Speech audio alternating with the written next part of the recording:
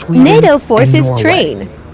The 10-day drills are aimed at enhancing operational readiness in the strategically important Arctic region and testing joint capabilities in challenging cold weather environments.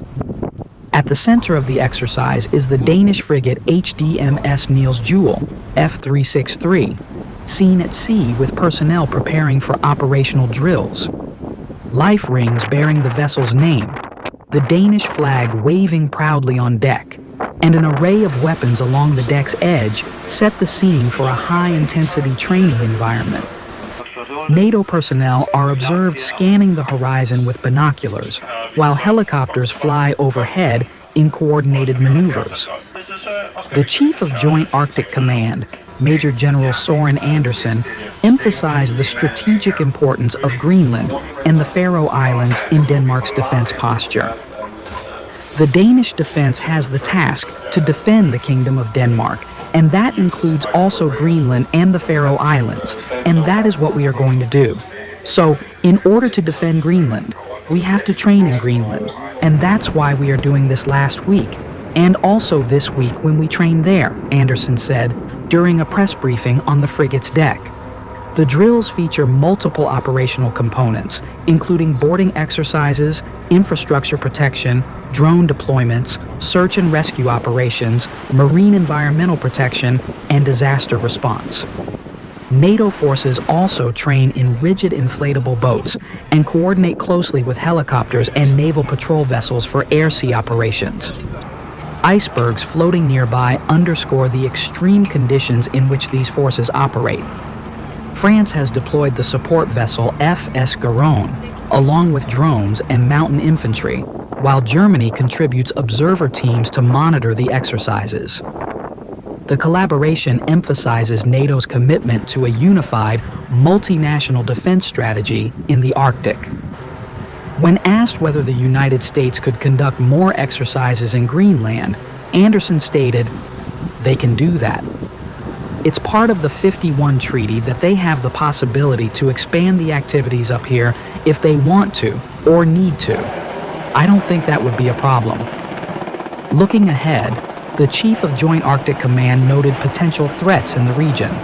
"I think all of us that work in this business think that Russia will use resources elsewhere than in Ukraine, and we will also be in the Arctic area. I think there is a threat, not a threat today, but a future threat we are looking into," he said, highlighting the growing geopolitical significance of the Arctic.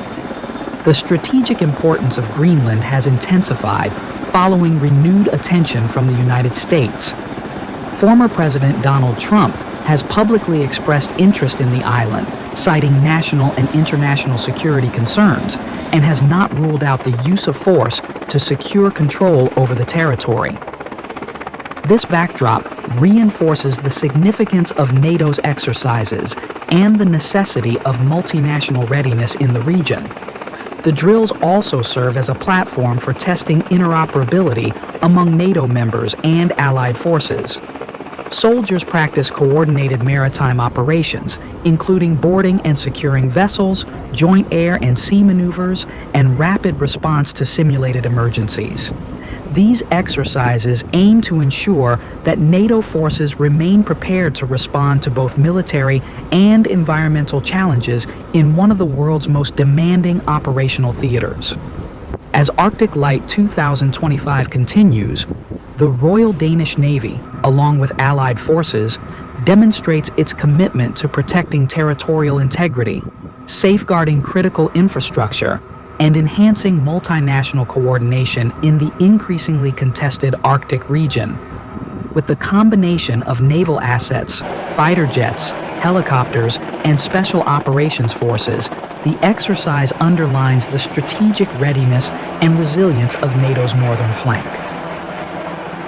The Danish defense has the task to defend the Kingdom of Denmark, and that includes also Greenland and the Faroe Islands, and that is what we are going to do.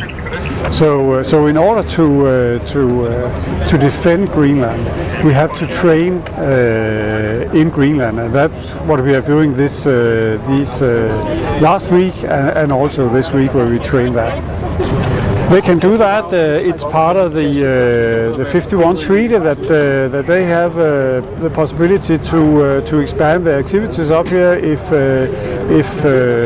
they want to or need to, and I don't think that would be a problem. All